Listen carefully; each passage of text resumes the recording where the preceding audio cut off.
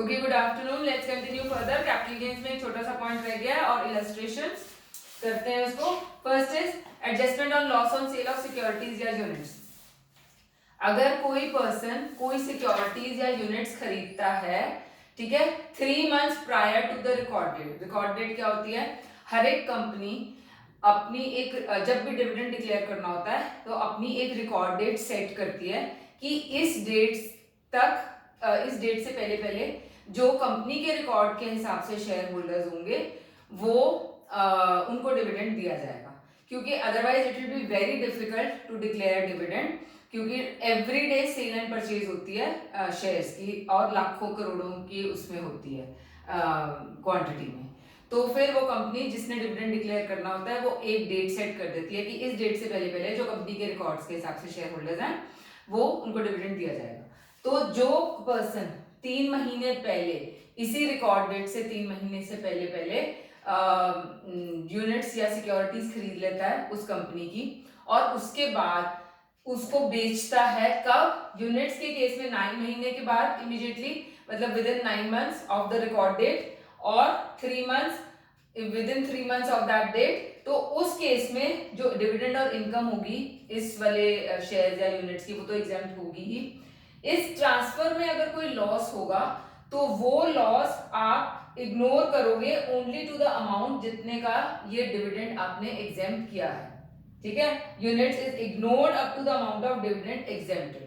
जैसे सपोज आपका लॉस जो है 40,000 का हो गया ये ट्रांसफर करने से, और डिविडेंड जो आपका एग्जेम्प्ट हुआ था वो 30,000 का था। जो तो 30,000 का जो लॉस है वो जो 30,000 का जो डिविडेंड मिला है वो तो इग्नोर हो जाएगा, वो वाला लॉस आउट ऑफ द 40,000 30,000 तो आपका इग्नोर हो जाएगा। ओनली 10,000 जो है वो आपका लॉस रह जाएगा, जो कैरी फॉरवर्ड वगैरह कर सकते हैं। वो वाला जो लॉस जो हमने 30,000 इग्नोर किया है वो कहीं पे भी ना कैरी फॉरवर्ड हो सकता है ना सेट ऑफ हो सकता है, ठीक है। नेक्स्ट चीज है डीम्ड कॉस्ट ऑफ यूनिट्स। अब यही वाला केस में अगर पर्सन कोई बाय करता है यूनिट्स कि 3 months prior to the record date और उसको खरीद लिया उसने, उसके बाद उसको बोनस यूनिट्स अलॉट हो जाते हैं। अगेन बोनस शेयर्स वगैरह या बोनस यूनिट्स जब कंपनीज डिक्लेयर करती हैं उसके लिए भी रिकॉर्ड डेट वो अनाउंस करती हैं कि इससे पहले पहले जो शेयर होल्डर्स हैं एज पर आवर रिकॉर्ड्स उनको बोनस शेयर्स या यूनिट्स दिए जाएंगे। तो अगर वो खरीदता है within 3 months prior to the record date, ठीक है, और उसको बोनस यूनिट्स अलॉट हो जाते हैं, फिर वो क्या करता है ट्रांसफर कर देता है या सेल कर देता है ओरिजिनल यूनिट्स, लेकिन बोनस यूनिट्स अपने पास ही रखता है। वो सेल कर देता है ओरिजिनल यूनिट्स। उस केस में क्या होता है, the loss on such transfer को हम इग्नोर करते हैं, कुछ नहीं करते हैं, उसको कहीं पे भी एडजस्ट या कैरी फॉरवर्ड या सेट ऑफ नहीं कर सकते। और जो इग्नोर्ड यूनिट की जो बोनस यूनिट्स की जो कॉस्ट है वो that will be equal to the amount, या जो कॉस्ट ये वाला जो लॉस है जो हमने इग्नोर किया था वो उसकी कॉस्ट मानी जाएगी। Cost of the ignored is deemed to be the cost of the bonus units, ठीक है। तो इससे रिलेटेड मैं एक क्वेश्चन इलस्ट्रेशन है आपकी वो करवा रही हूँ। इलस्ट्रेशन नंबर 14 है पेज 2.191 में।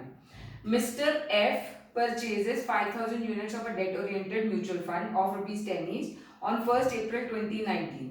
He is allotted 2,000 bonus shares on the record date of 1st June 2019. Then he receives ₹2 per unit as dividend on the original units. The original units were sold by him on 1st December at 9 per unit, and on 12 March he sold a plot of land for 2,34,000 and it was acquired by him on 1st November 2018 for 1,23,000. Calculate his total income and total cost of the bonus units. अब देखो जो उसने plot बेचा है obviously वो तो short term capital gain हो गया। कैसे कि उसने वो वाला प्लॉट खरीदा था 2018 में और बेच दिया उसको 2020 में, 3 साल से पहले पहले बेच दिया, शॉर्ट टर्म कैपिटल गेन हो गया। तो 2,34,000 माइनस 123, कोई इंडेक्सिंग नहीं होगी करके 1,11,000 ये शॉर्ट टर्म कैपिटल गेन आ गया। अब यूनिट्स का देखो, सेल उसने किया है ओरिजिनल यूनिट्स, है ना, ओरिजिनल यूनिट्स सेल किया है, जो मैंने यहाँ पे बताया था कि ओरिजिनल यूनिट्स अगर वो सेल करता है और बोनस रखता है तो कितने थे ओरिजिनल यूनिट्स उसके पास 5,000 × 9 करके बेच दिया उसने, माइनस कॉस्ट कितनी थी 5000 इंटू 10 करके, ये लॉस आ गया 5000 रुपीज का।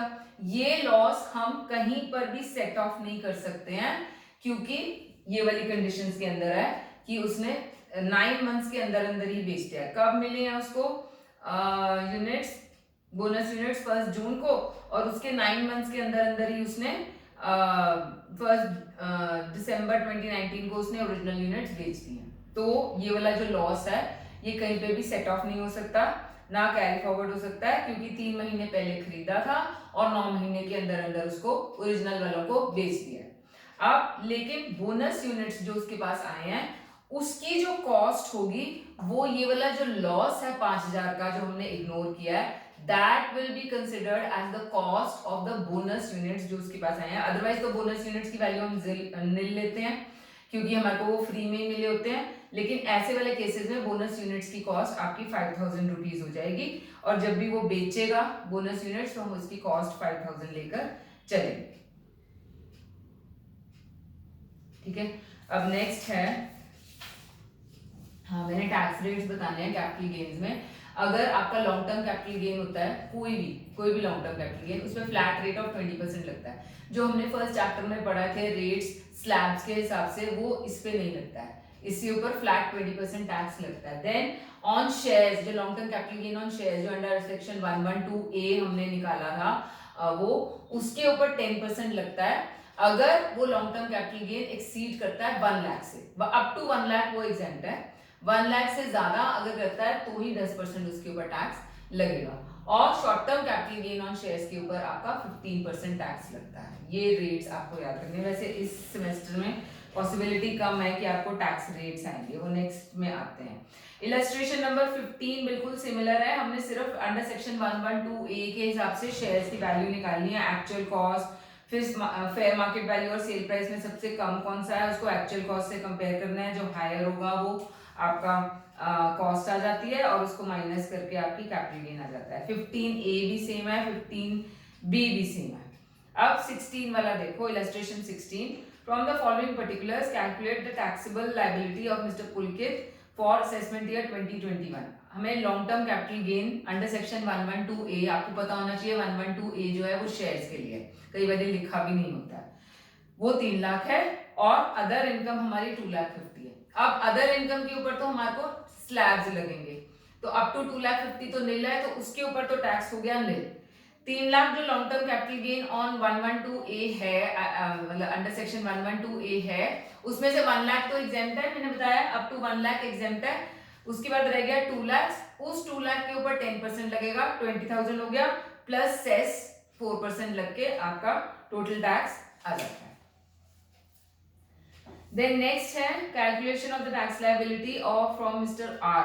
बिजनेस इनकम हमें दी हुई है, loss from self occupied house दिया हुआ है, short term capital gain on jewellery and short term capital gain on shares which are subject to securities transaction tax. Okay, तो बिजनेस इनकम और आपका लॉस फ्रॉम हाउस प्रॉपर्टी दोनों ले लेंगे, इसको सेट ऑफ भी कर सकते हैं हम, और दोनों जो आपकी कैपिटल गेन्स हैं वो दोनों को ऐड करके आ जाएगी, टोटल इनकम आ जाएगी। इसमें तो कुछ बताने वाला नहीं है इसके अंदर। इसके अंदर क्या है, टोटल इनकम तो आ गई 2,83,000 रुपीज।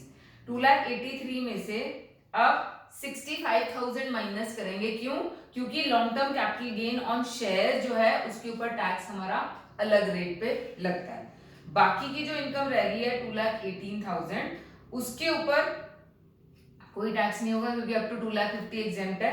ठीक है, और बैलेंस आपका जो रह गया है 65,000 का, उसमें से 32,000 एग्जाम। हाँ, ये वाला ना एक्चुअली में आपके नेक्स्ट सेमेस्टर में है, फिर भी मैं इसको बता देती हूँ कि ये कैसे करना है।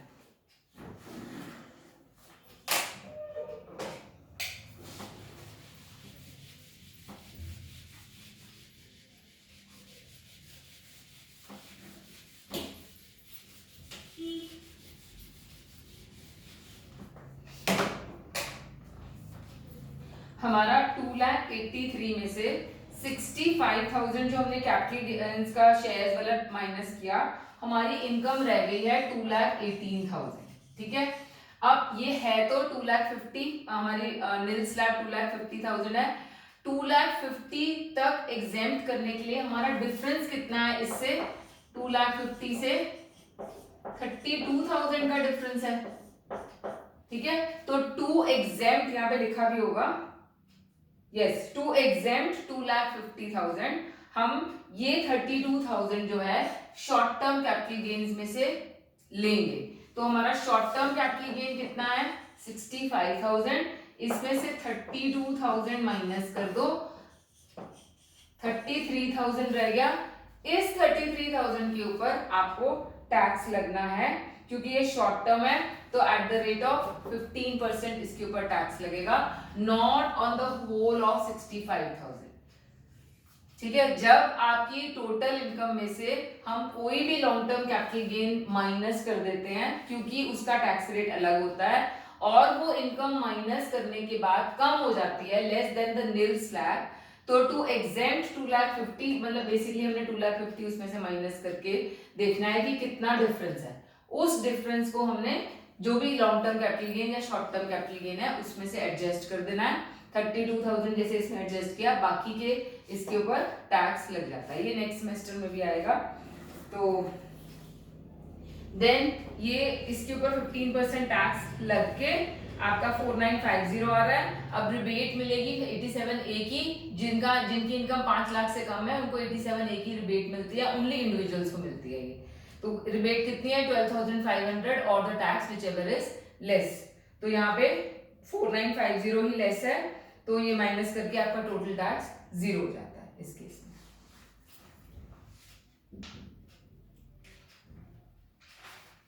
ओके, इलस्ट्रेशन नंबर 18 है, mister Yash sold an asset on 15th अगस्त। इसमें कुछ बताने वाला है? कुछ भी नहीं है इसमें, फेयर मार्केट वैल्यू दी हुई है क्योंकि उससे पहले का खरीदा हुआ है, तो आपने fair market value on firm 2001 लेनी है दोनों केसेस में। ओके, नेक्स्ट वाले में क्या है?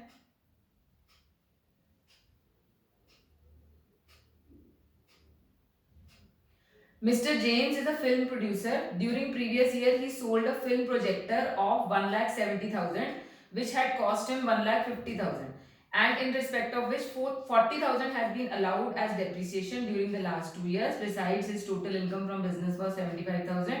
Expenses on sale 5,000 है।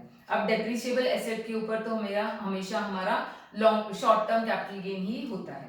तो सेल हमारा 1,70,000 का है, एक्सपेंसेस माइनस करके, रिटन डाउन वैल्यू माइनस करके हमारा शॉर्ट टर्म कैपिटल गेन आ जाएगा, क्योंकि ये जो एसेट है या ब्लॉक ऑफ एसेट है ये एग्जिस्ट ही नहीं कर रहा है, तो हमारा शॉर्ट टर्म कैपिटल गेन आ जाएगा। और बिजनेस इनकम हमारे को 75,000 दी हुई है, शॉर्ट टर्म कैपिटल गेन करके हमारा टोटल इनकम 1,30,000 आ जाती है। ओके, नेक्स्ट वाली जो इलस्ट्रेशन है, ऐसा वाला मैंने आपको क्वेश्चन कराया हुआ है, 2-3 एसेट्स बेच के एक रेजिडेंशियल हाउस खरीदा हुआ है, तो इसके अंदर एक तो शॉर्ट टर्म कैपिटल गेन हो जाएगा किस पे, मशीनरी और फर्नीचर पे, क्योंकि वो डेप्रिशिएबल एसेट्स हैं। बाकी तीनों पे आपने जो रेजिडेंशियल हाउस है, वन रेजिडेंशियल हाउस जिसको बेचा है 2,90,000 पे, सबसे पहले उसमें 54 की एग्जेम्पशन दे देनी है, फिर सेम मेथड फॉलो करना है, दोनों की परसेंटेज निकाल लेना। यहाँ पे डिफरेंट तरीके से दिया है, लेकिन जैसे मैंने आपको कराया वो सिंपल मेथड है, दोनों की परसेंटेज निकाल लेना, और जिसकी हायर होगी पहले उसको 54F की एग्जेम्पशन मिलेगी, क्योंकि कोई भी और एसेट बेचकर आप रेजिडेंशियल हाउस लेते हो तो 54F की एग्जेम्पशन मिलती है, तो वो प्रोपोर्शनेट आपने दे देनी है इसके अंदर। देन इलस्ट्रेशन नंबर 21 है, mister x purchases shares of various companies worth rupees 1,40,000 during 11-12. On 1st November, he became a dealer in shares and securities and converted his shares into stock in trade. Yes, ये वाले points मैंने आपको बताए थे कि अगर किसी capital asset को हम स्टॉक इन ट्रेड में कन्वर्ट करते हैं या किसी स्टॉक इन ट्रेड को कैपिटल एसेट में कन्वर्ट करते हैं तो कैसे करना है। तो ये उसने कन्वर्ट किया है स्टॉक इन ट्रेड, अपने शेयर्स को स्टॉक इन ट्रेड में। Fair market value on the date of conversion 3 lakh है, and these shares were sold at 4 lakh, calculate is capital gain और बिजनेस प्रॉफिट। अब जब वो अपना एसेट को कोई भी एसेट को अपना या कोई भी सिक्योरिटीज को यहाँ पे स्टॉक इन ट्रेड में कन्वर्ट कर रहा है, तो भी हम उसको ट्रांसफर गिनते हैं, और उस केस में कैपिटल गेन आएगा। अब उस केस में कितना आएगा, on the date of conversion जो फेयर मार्केट वैल्यू है वो हमारी सेलिंग प्राइस हो जाएगी। तो on the date of conversion हमारी सेलिंग प्राइस है, मतलब अमाउंट है, वैल्यू है 3 लाख की, वो ले ली, माइनस इंडेक्स्ड कॉस्ट। अब इंडेक्स्ड कॉस्ट कैसे लेनी है, उसने खरीदे हैं 1,40,000 के, करंट ईयर की नहीं लेनी है, जिस साल में कन्वर्ट हुआ है, जिस साल में उसको डीलर बनाया, उसने अपने उसको स्टॉक इन ट्रेड बनाया है, उस साल, जिस साल में परचेज किया है उस साल के तो डिवाइड ही कर दोगे 1,84 एंड इंटू 254 करोगे जिस साल में वो उसने उस एसेट को स्टॉक इन ट्रेड बनाया। तो नॉट 289, करंट ईयर नहीं करना है, जिस साल में कन्वर्ट किया है वो लेकर आपका इंडेक्स्ड कॉस्ट हो जाएगी। तो ये हमारा लॉन्ग टर्म कैपिटल गेन हो जाएगा। अब ये हमारा स्टॉक इन ट्रेड बन गया है, तो स्टॉक इन ट्रेड तो जब भी बेचा जाएगा तो हमारे को बिजनेस प्रॉफिट होगा। तो बेचा है 4 लाख का, कॉस्ट क्या होगी हमारी, जो fair market value on the date of conversion थी वो हमारी कॉस्ट हो जाएगी फिर। अब तो इसीलिए ये 3 लाख रुपीज माइनस करेंगे तो हमारा बिजनेस प्रॉफिट 1 लाख रुपीज आ जाएगा। Mister X owns the residential house at Bangalore, calculate the capital gain. तो ये तो सिंपल है, आपने सिर्फ इसके अंदर 54 की एग्जेम्पशंस देनी है और 54(2) की एग्जेम्पशन देनी है, और जो विड्रॉ किया है वो डीम्ड कैपिटल गेन हो जाएगा। लास्ट इलस्ट्रेशन है, mister x owns 2 acres of agricultural land in an urban area of Ludhiana which he sold on 30th November at the rate of 50 per acre। तो 50 lakhs per acre है, sorry 50 lakhs into 2 यानी कि 1 करोड़ तो हमारी sale price होगी। उसमें से selling expenses हमें 1 लाख दिए हुए हैं थर्ड पॉइंट में, वो माइनस करके 99 lakhs हमारी नेट कंसिडरेशन आ गई। फिर इसमें से इंडेक्स्ड कॉस्ट करेंगे, हमें फेयर मार्केट वैल्यू 1 अप्रैल 2001 को दी हुई है, डिवाइड बाय 100 into 289 करके इंडेक्स्ड कॉस्ट आ जाएगी। ये हमारा लॉन्ग टर्म कैपिटल गेन हो जाएगा। अब एक और एग्रीकल्चरल लैंड खरीदा हुआ है, 6th पॉइंट में दिया हुआ है 8 lakhs का, तो 54(b) की एग्जेम्पशन इसमें मिल जाएगी, तो हमारा 17,30,500 रह गया। अब ईसी में NHAI के बॉन्ड्स लिए हुए हैं, वो कहाँ दिए हुए हैं 9th पॉइंट में, तो वो माइनस करके वो भी आ जाएगा नेट कैपिटल गेन। उसके बाद उसने एक रेजिडेंशियल हाउस लिया है, प्लॉट लिया है to construct a residential building. आप कोई भी प्लॉट या कोई भी रेजिडेंशियल हाउस लिया हो, प्लॉट प्रोवाइडेड वो रेजिडेंशियल हाउस बनाने के लिए लिया हो, तो उसकी एग्जेम्पशन अंडर सेक्शन 54F मिलती है। कोई भी और एसेट बेच के रेजिडेंशियल लेते हैं तो 54F मिलती है। तो इसमें ऑब्वियसली हम इसको प्रोपोर्शनेट देंगे, तो उसकी हमारा प्लॉट को खरीदने के लिए कितना पैसा इन्वेस्ट किया है 6 lakhs, और डिपॉजिट किया है कैपिटल अकाउंट में for construction of this thing, तो 15 lakhs है ये, तो टोटल 21 lakhs हो गया। इसको प्रोपोर्शनेट देंगे हम, हमारा लॉन्ग टर्म कैपिटल गेन कितना आया था 25 लाख सारी एग्जेम्पशन से पहले, 23 लाख, फिर 25 लाख 30,500 डिवाइड बाय जितनी हमारी नेट कंसिडरेशन है 99 lakhs इंटू जितना इन्वेस्ट किया है 21 lakhs, वो करके हमारा long term exemption under section 54F आ जाएगा, और हमारा long term capital gain taxable आ जाएगा माइनस करके। अब लास्ट में उन्होंने दिया हुआ है, he actually withdraws 12 lakh from the deposit account to complete his residential account। 15 में से सिर्फ 12 लाख रुपए उसने निकाले, बाकी 3 लाख यूटिलाइज ही नहीं हुए। तो इस 3 लाख में से इस 3 लाख को आपने हमारे को 54F की एग्जेम्पशन जो है कैसे निकालेंगे, जो आपका 25,30,500 था, ये हमारा net long term capital gain था, divide by 99 lakhs into 15 lakhs करेंगे, तो हमारा करके बताती हूं मैं,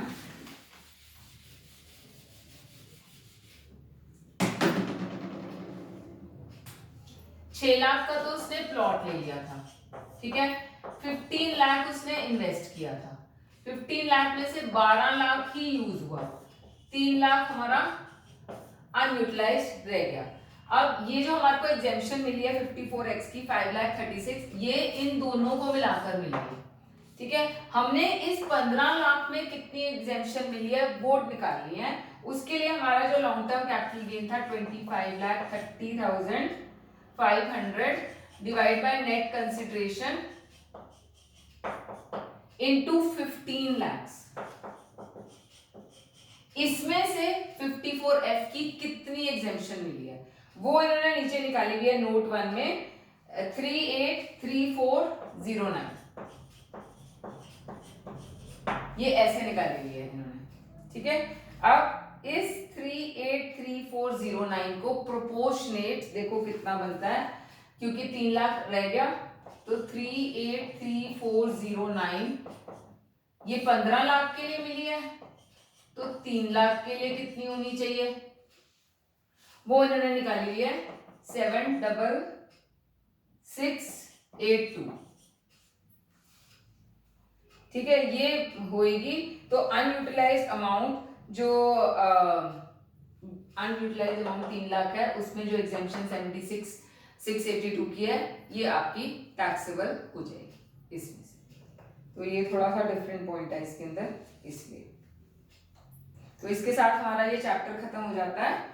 मैं इंपॉर्टेंट इलस्ट्रेशंस और क्वेश्चंस पहले मार्क करा देती हूँ, फिर थोड़ा सा अदर सोर्सेज का स्टार्ट कराती हूँ। एक तो यही वाली इलस्ट्रेशन है, इलस्ट्रेशन नंबर 23, एक इलस्ट्रेशन नंबर 21,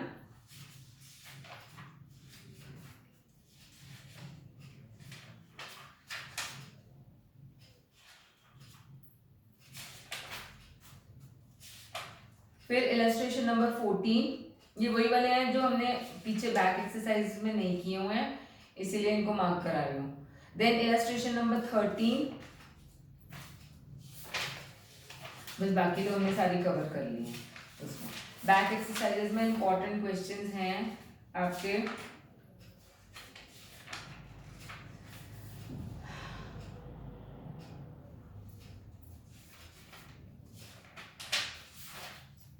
क्वेश्चन नंबर 15, 16, 19, 20, 24, 25, 26, 27 और 28, ये सारे इंपॉर्टेंट है। इसमें आपका सारा चैप्टर कवर हो जाता है। अब इनकम फ्रॉम अदर सोर्सेज करते हैं। जो भी इनकम इन 4 हेड्स में जो अभी तक हमने किए हैं उसमें नहीं आती है, वो अदर सोर्सेज में आती हैं। अदर सोर्सेज में इनकम्स को 2 कैटेगरीज में डिवाइड किया हुआ है। एक तो आपका जनरल इनकम्स होती हैं, एक आपकी स्पेसिफाइड इनकम्स हैं। जनरल इनकम में नॉर्मल जो भी और इनकम्स हैं वो हैं, कैसे कि रेम्युनरेशन एज अ डायरेक्टर, क्योंकि डायरेक्टर एम्प्लॉय नहीं होता है तो उसकी इनकम सैलरीज में नहीं आती है, तो एज अ डायरेक्टर जो रेम्युनरेशन मिल रही है वो आएगी।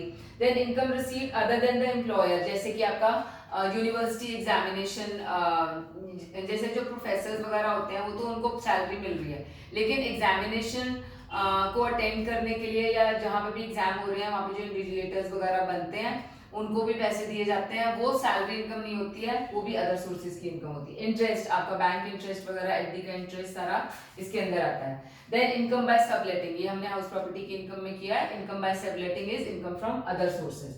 देन जो वेटर को टिप्स वगैरह मिलती हैं वो भी आपकी अदर सोर्सेज से इनकम है। ऐसे तो उसको सैलरी मिल रही होगी जहाँ पे वो काम कर रहा है, जो टिप्स मिलती हैं वो अदर सोर्सेज में है। फैमिली पेंशन जो मिल रही है लीगल एयर्स को, वो अदर सोर्सेज में टैक्सेबल होती है। देन डीम्ड इनकम्स आएंगी जो section 68, 69, 69 A B C D जो हमने पढ़ी थी, कैश क्रेडिट वगैरह ये सब में, वो सारी आपकी इसके अंदर आती हैं अदर सोर्सेज में। Then income of other persons included in your income, कौन सी इनकम होगी, जैसे income of minors are included in the income of parents, वो भी आपकी अदर सोर्सेज की इनकम के अंदर आती हैं। एग्रीकल्चरल लैंड से जो इनकम है, क्योंकि हाउस प्रॉपर्टी तो कंस्ट्रक्टेड है, कंस्ट्रक्टेड प्रॉपर्टी की इनकम हाउस प्रॉपर्टी में जाती है, लैंड से कोई इनकम होगी तो आपकी अदर सोर्सेज में आएगी।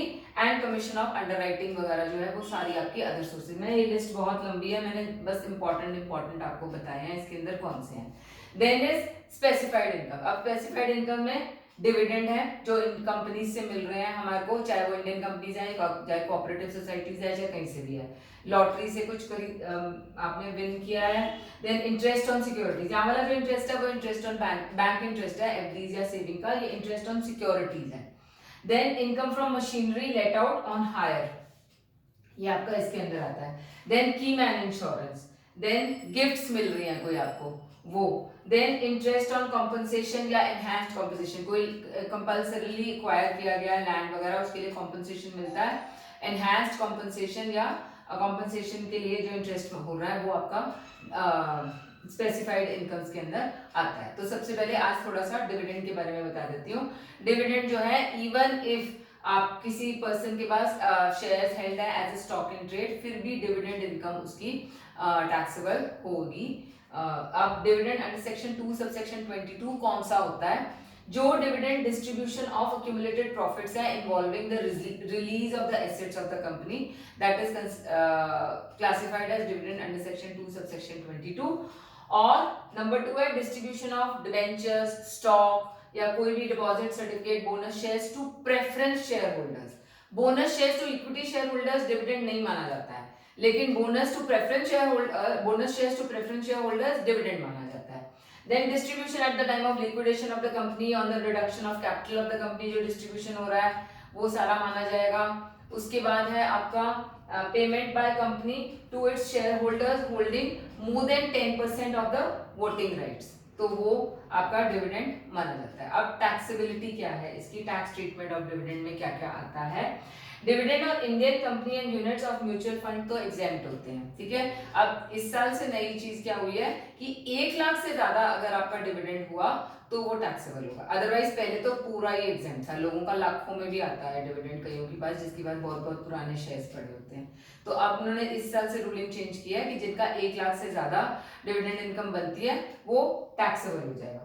Then bonus shares to preference share holders deemed dividend, ये हमने यहाँ पे भी पढ़ा है, डीम्ड डिविडेंड माना जाएगा वो भी। And dividend of foreign company हमेशा टैक्सेबल होगा। डिविडेंड ऑफ इंडियन कंपनी मैंने बोला एग्जेम्प्ट है, dividend of foreign company taxable हो जाएगा।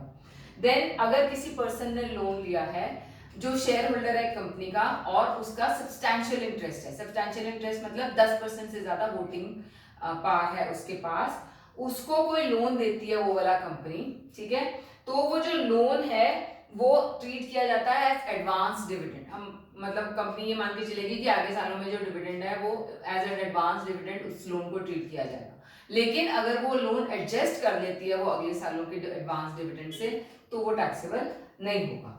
Then deduction of any expenses, dividend में से, डिविडेंड इनकम में से कोई deduction of any expenses, allowance या set off of any loss जो है from dividend income is not allowed. कोई भी और लॉस आप डिविडेंड इनकम से सेट ऑफ नहीं कर सकते हो, ठीक है।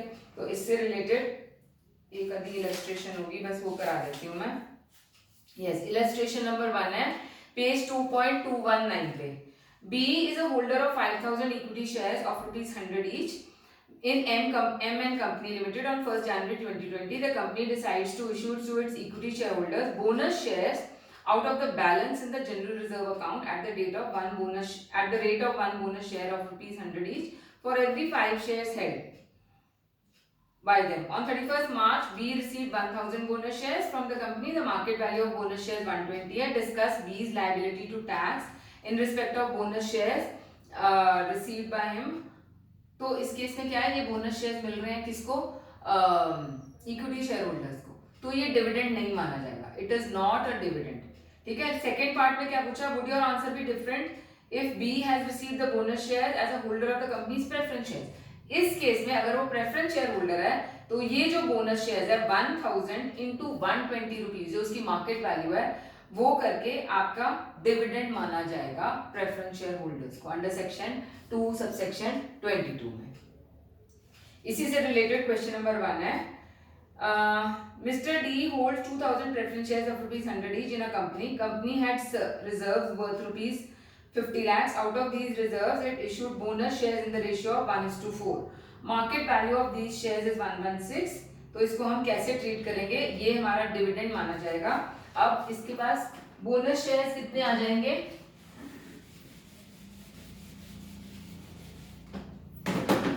उसके पास 2000 शेयर्स थे, 1:4 की रेशियो में बोनस शेयर्स हो रहे हैं, तो बोनस शेयर्स मिलेंगे उसको 2000 डिवाइड बाय 4, 500 बोनस शेयर्स मिल जाएंगे, तो 500 इंटू 116 जो market value of the shares है वो करके 58,000 दिया हुआ है, 58,000 रुपीज डिविडेंड होगा for equity preference share holders. तो preference share holder under section 2 subsection 20, ठीक है। तो we continue in the next class, आगे वाले सारे प्रोविजन साथ साथ करवा के साथ साथ मैं इलस्ट्रेशंस एंड सम्स कराती हूँ, ठीक है। So we continue in the next class.